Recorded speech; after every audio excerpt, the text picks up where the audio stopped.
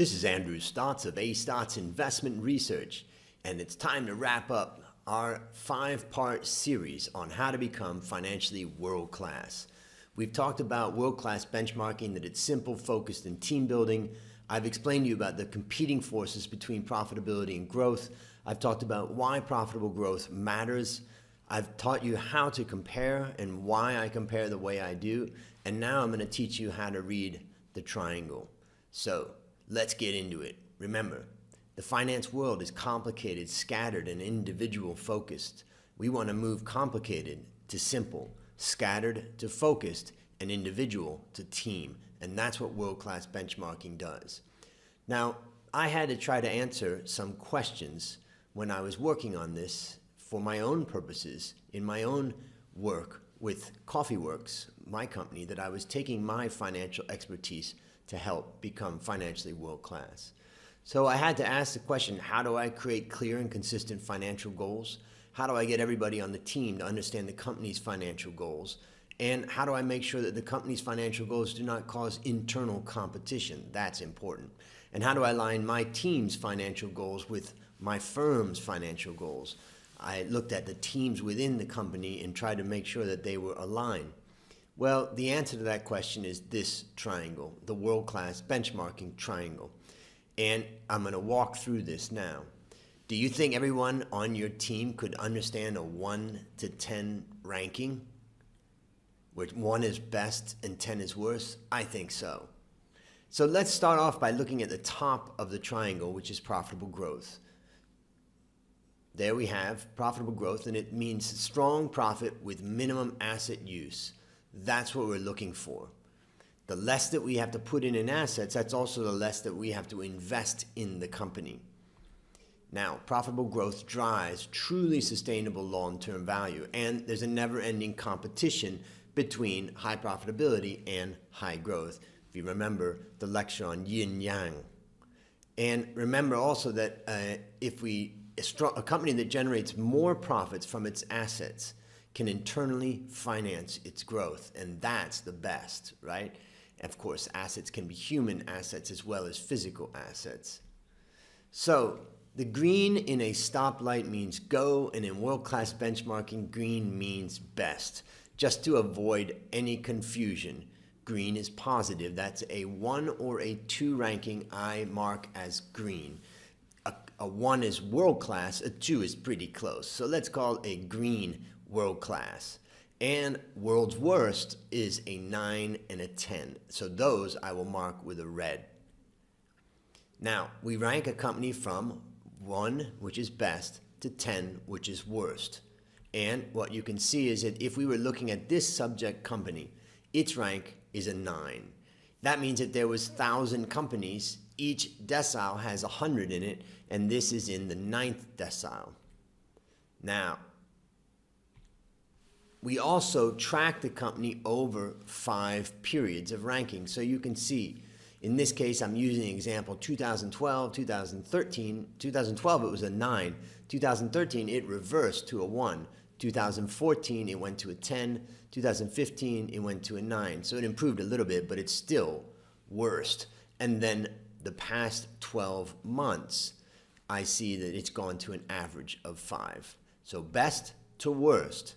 That's the subject company, and it was ranked 9th decile in 2015. And this shows that in the past 12 months, the decile ranking among its peers improved to a number 5.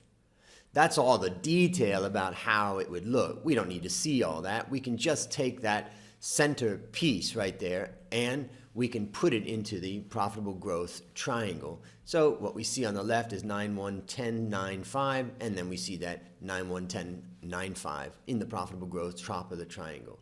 So, you ready for a test? Let's go. Time for your test. First test is this company. Is this a good or a bad company? Well, it's world-class. It's ranked number 1 on profitable growth over every year. Pretty impressive. All right, next one. You got that one right, huh? Next one. Is this a good or a bad company? Well, the answer to that would be average if we look at the past 12 months because it's ranked as a 5. But prior to that was a 9, a 10, a 1, a 9. I'd say it was world's worst. Now, what about this company? Is this a good or a bad company? Again, we can see it's world-class, ranked number 1 every year over the past 5 years. That includes the past 12 months. All right, what about this company? Is this a good or a bad company? Well, the answer is it's bad. It's ranked a 9. And it's never been anywhere even close to average when ranked against its global peers. So let's review what we've learned. The top of the triangle is the measure that matters, profitable growth.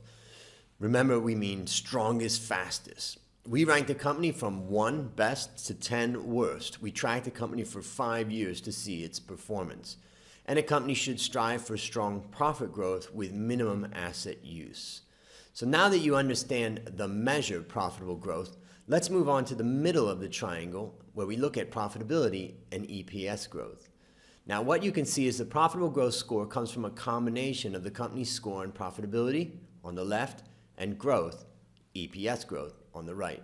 So let's just look at these two and we'll see that the two below explain the one above. So now let's take a look at the first driver of profitable growth, which is profitability. And what you can see is that profitability is profit divided by assets, which equals return on assets. And the idea is getting more out of assets relative to peers means a company is more efficiently run and over time should better be able to internally finance its growth. And that is key. If a company is constantly having to go out to borrow from the banks or raise capital, they're not able to internally finance their growth. Beware, of course, very high profitability can dramatically slow growth. If a company just cuts all of its costs, marketing expense, and everything, cuts its sales team, its profitability could shoot up, but that may mean that growth could slow. Now, let's review the second driver of profitable growth, which is EPS growth, earnings per share. So, earnings per share growth, the market values it, and so should you. This is the annual percent change in profit per share.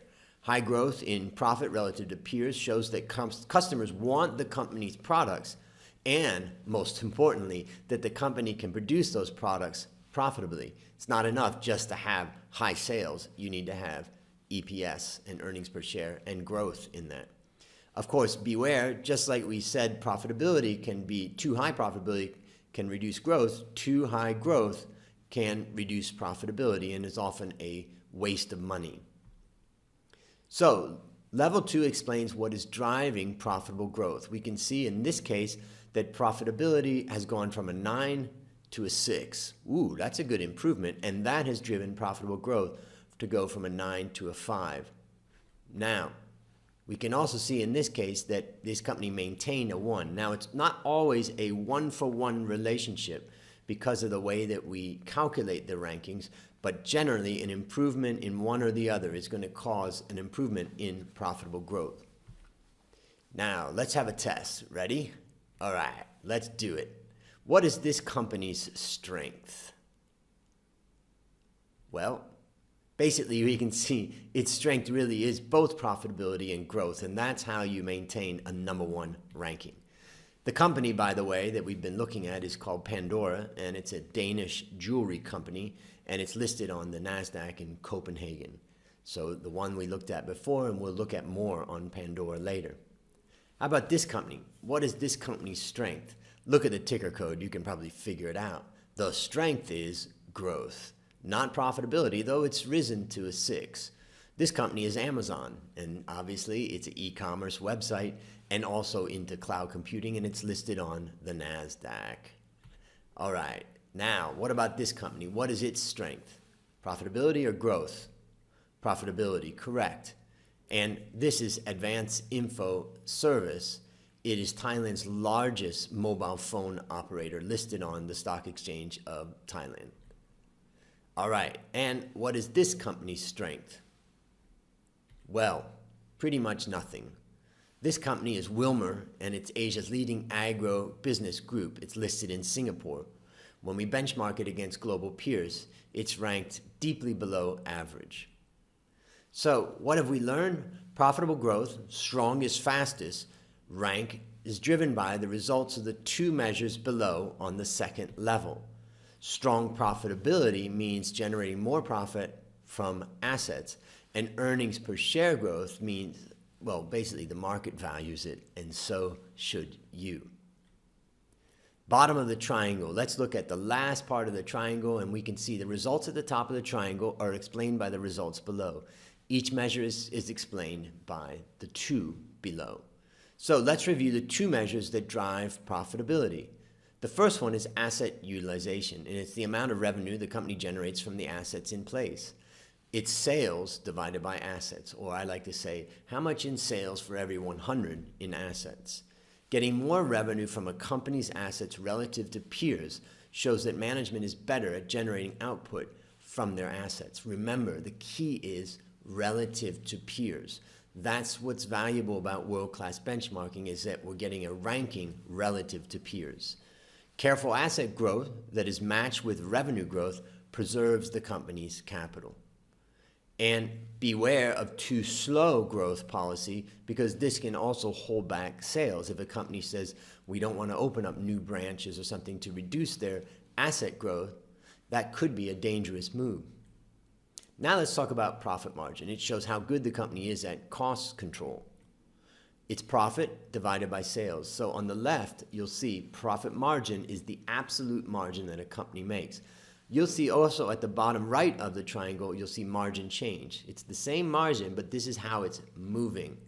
So a strong profit margin shows products that customers want can be profitably delivered by the company's management. This is usually a key strength to a leading company. Now, profit margin shows, let's say it's a measure of the strength of the management team to deliver the product profitably. But beware, too tight cost control can constrict growth. Now let's move on to the EPS and look at the two measures that drive EPS. First, there's two ways that you can increase. This is it, just two ways you can increase your EPS. Sales growth, increase sales growth while costs stay flat, then your EPS is growing. Or keep your sales flat but reduce your cost. If you can do that, then you have also gotten sales growth, EPS growth. So EPS growth could be a combination of a little bit of increase, maybe a little bit less of an increase in cost. You've got your EPS growth. So now what we can see is if we look at sales growth, it can prove that the customers want the product. No sales growth, no customers. It's the annual change in sales year on year, and it's an externally driven component of the EPS growth. Really, it's a measure of whether your product matches the market. Sales growth is proof of concept. Do you even have a good product, and do they like it? Of course, remember, weak sales growth means poor customer demand for a company's product and services. And beware, sales growth without profit ends painfully. Now let's look at margin change. Improving the profit margin is one of the fastest routes to strong EPS growth. It's annual change in the net margin. For example, if a company improves its profit margin to 4% from 3%, this 1 percentage point is the increase. While this margin of competitors does not change, then this company's margin improvement is relative to peers and therefore is very impressive. Now, this comes from a management team's focused effort to reduce costs or increase sales without increasing costs. As margin improves, the company is getting more profit from every sale. But beware, too high prices or too low costs could hurt the sales growth of the company. So, level 2 and 3 explain what is driving profitable growth. Asset utilization and profit margin drive profitability. And we can see that sales growth and margin change drive the EPS growth. And profitability drives, along with growth, drives the profitable growth score.